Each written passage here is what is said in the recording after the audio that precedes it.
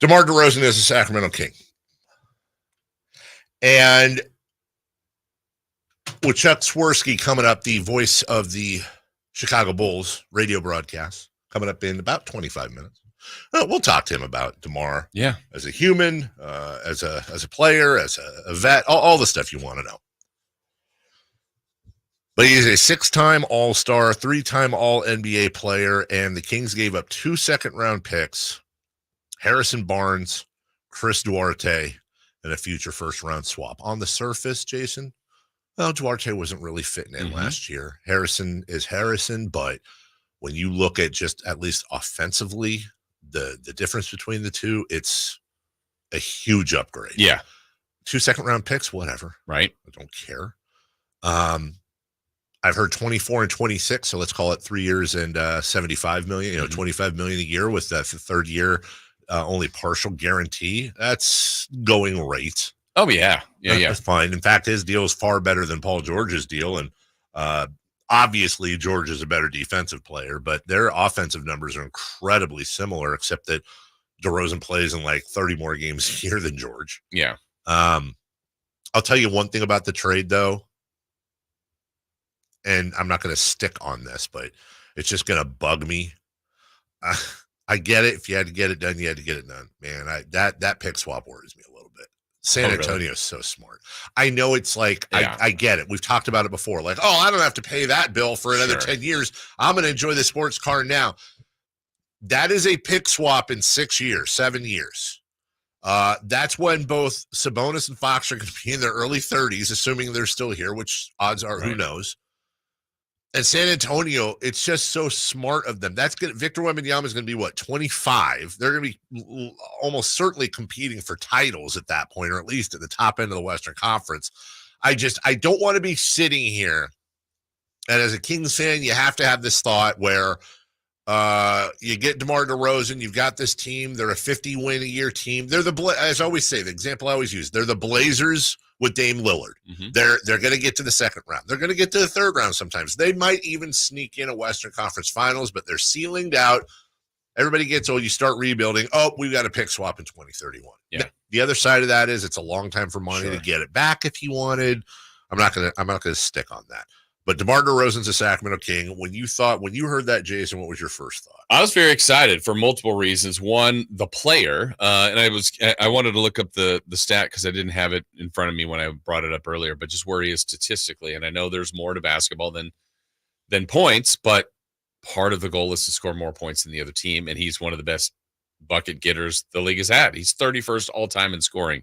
So if he has a standard year, and I'm just giving him, he doesn't have to go off, but he's been a 20-point per scorer per game. If he has a standard year this year at 31st in the league all-time in scoring, these are the names he will likely pass this year.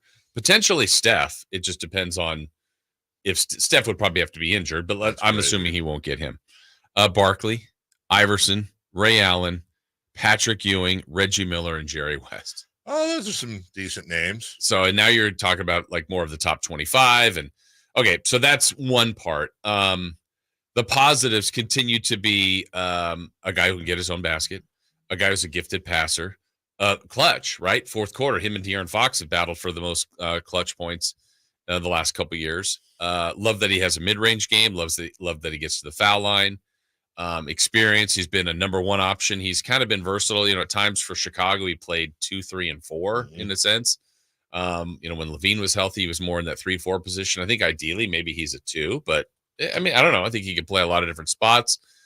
I said it earlier. I'll go back to just the final New Orleans game, the 6th loss, the second play-in game when Monk's not there. Right. Fox does a lot of the heavy lifting. Sabonis had trouble with Valanciunas. They don't look the same. And then you're needing Keon. You're needing Davion. You're needing Barnes.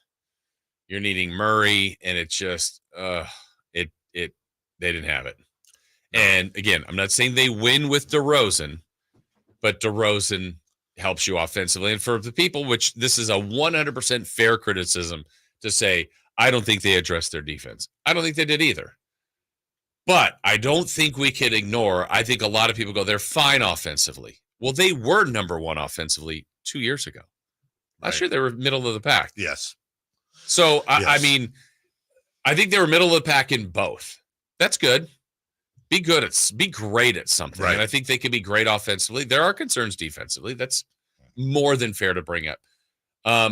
But a team that I don't think was very good defensively, and I think statistics showed it, was Indiana. Mhm. But they were special offensively. Yes. And they had a great year. Now, things fell right, and they got to Boston and ultimately lost out there. But I don't know that the Kings will do that. I just think you kind of need to pick a lane unless you can identify, a player that makes you that much better defensively. But I think they found a player that fits a lot of things offensively. There might be something on this, and obviously we're going to talk a ton more about DeMar's fit. But I would say from a Kings fan point of view, the thing that takes the wrinkles out of the shorts more than any part of this deal, perhaps, DeMar DeRozan working off Sabonis pick and rolls, dude. Oh my God. Yeah. He's never, ever played with the type of spacing and screens he's going to get from this team and from Domantas Sabonis. He hasn't. He just not anywhere he's been. The amount of wide open middies this guy is going to have, and he is the king of the mid. The amount of time Sabonis is going to set a screen and DeMar is all he needs is a split second and an open shot. He doesn't even need to be open. Right. That's going to be fun to watch. Yeah, and one of my critiques of the team last year when they talked about, we didn't shoot enough threes, or what was the spray threes, catch and shoot, all the things they wanted to do, I said, great in theory. I thought they were a good shooting team. Sure. I didn't think we had the Splash Brothers. There'll be nights like, man, Keegan's on fire, Monk's on fire, Herter, whoever. They're Fox, they're great. But there are enough nights where you're like, man, the threes aren't going. So, and DeRozan will shoot them. He doesn't avoid it, but he's not a high volume guy. Yeah. And the fact that if he can get twos, he can get some free throws, like to stop some of the runs that they were giving up last year.